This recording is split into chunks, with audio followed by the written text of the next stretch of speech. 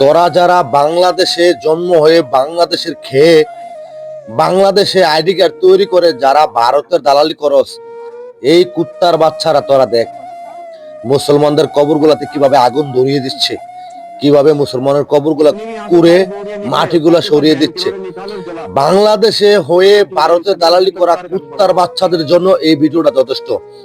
যদি ন্যূনতম মনুষ্যত্ব কাজ করে তাহলে তোরা ভারতে দালালি করবি না। কুত্তার বাচ্চারা, বাংলাদেশে জন্ম হয়ে তুই ভারতে দালালি কর। ভারত কি বাংলাদেশের ভালো একবার করলে 99 বার বাংলাদেশের খারাপ দেখছে, এটা কি তোরা জানিস না? এই কুকুরের ছানারা, এই এই শুয়োরের বাচ্চারা, তোরা কি দেখিস না?